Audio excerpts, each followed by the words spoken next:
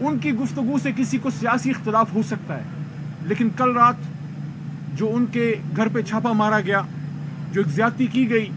جو ان کے وہاں گارڈز کو بھی اٹھایا گیا، اس پہ پاکستان تحریک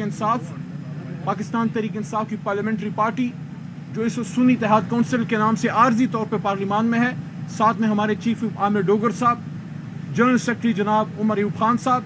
فاؤنڈنگ چیئرمین عمران خان صاحب کی جانب سے سٹنگ چیئرمین جناب بیرسٹر گور صاحب اور ہماری تمام پاکستان تحریک انصاف اس کی پرزور مذمت کرتی ہے، اور ہم یہ سمجھتے ہیں کہ اس طرح کے معاملات سے ایشوز حل نہیں ہوں گے۔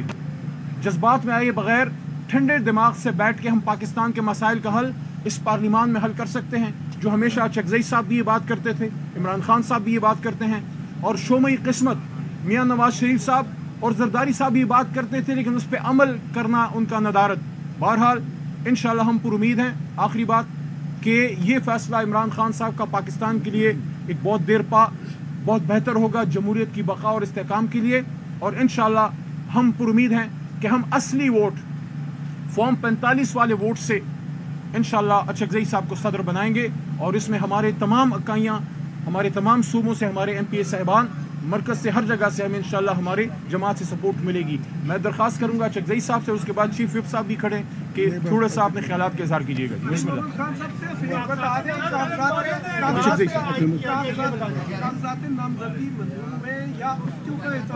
منظور ہوئے نہیں، کوئی اعتراض نہیں تھا، فربلس سے اعتراض جس طرح ہوتے رہتے ہیں، ظاہر ہے کسی نہ کسی کو تو پاکستان کی یگانگت اور اتحاد سے تکلیف تو پہنچے گی نا۔ علی محمد صاحب، چلے بس آئے سے مفاوضت کی سیاست جو عمران خان صاحب نے ابھی شروع کی ہے وہ 2018 میں کیوں نہیں کی؟ اور جو لقابات، جو الفاظات محمود خان اچکزئی کے بارے میں اسمبلی میں استعمال کرتے رہے بانی پی ٹی آئی، کیا وہ دھل گئے؟ آپ کا سوال ہو گیا؟ سر جی، اگر ہم اسی طرح دائروں میں سفر کریں گے تو ہم تو لڑتے رہیں گے، 25 کروڑ رولتے رہیں گے۔ آج عمران خان نے، اور میں آپ سب سے یہ درخواست کرتا ہوں،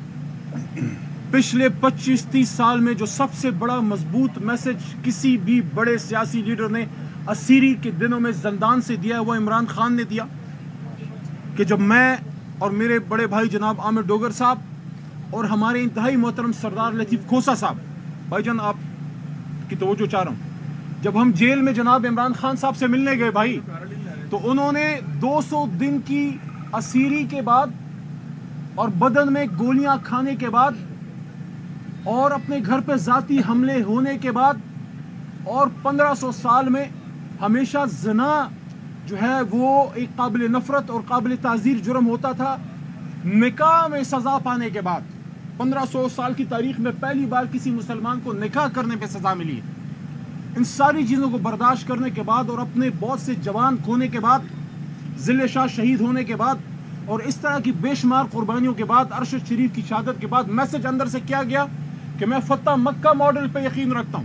میں سیاسی استحکام پہ یقین رکھتا ہوں، سیاسی انتقام پہ نہیں۔ اور دوسری بات انہوں نے یہ کی کہ میں چاہتا ہوں کہ جس طرح غیر مسلموں نے حضور نبی کریم صلی اللہ علیہ وسلم کی فتح مکہ ماڈل کے لے کے اپنے ملک ٹھیک کیے، اور مثال انہوں نے دی نیلسن منڈیلا صاحب کی کہ انہوں نے ٹروتھ اینڈ ریکنسیلیشن کمیشن بنا کے ملک کو آگے لے کے گئے۔ یہ عمران خان کا میسج ہے جیل سے سیاسی استحکام کا۔ ٹائم ہو گیا، وہ ہمارے موقف پہ آ جائیں، پھر انشاءاللہ ان کے ساتھ کرتے ہیں۔ علی محمد خان اور محمود اچکزئی